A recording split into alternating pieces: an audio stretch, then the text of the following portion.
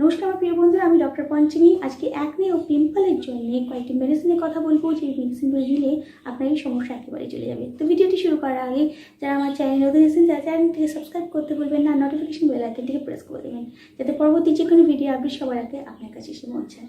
তো বন্ধুরা, একনি বা পিম্পলসের সমস্যা যদি হয়ে থাকে, যারই হয় তাদের কাছে খুবই খারাপ লাগে, কারণ আপনার স্কিন প্রচণ্ড বাজে দেখতে লাগে।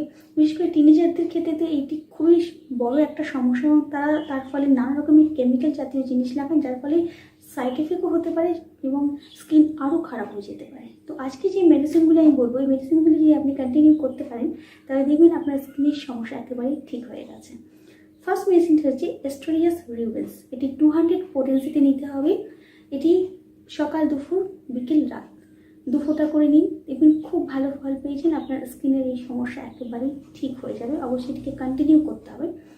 নেক্সট হচ্ছে লিডাম্পাল। এই মেডিসিনটি সপ্তাহে 3 দিন অন্তর অন্তর নিতে হবে। মানে আপনি যদি মানডে নেন, তাহলে সেটা ফ্রাইডেতে নেবেন। এইভাবে আপনাকে নিতে হবে। সকালবেলায় খালি পেটে 2 ফোঁটা নেবেন, এবং অবশ্যই মনে রাখবেন যে তারপরে মিনিমাম 15 বা 20 মিনিট বা আধ ঘন্টা কিছু খাবেন না। নেক্সট হচ্ছে ক্যালিব্রোম। এটিও 200 পোটেন্সিতে নিতে হবে। ক্যালিব্রোম মানে আপনি লিডাম্পাল যেদিন নিচ্ছেন, ঠিক সেদিনই ইভিনিং টাইমে আপনাকে ক্যালিব্রোম নিতে হবে। এবং অবশ্যই মনে রাখবেন যে এটা খালি পেটেই নিতে হবে।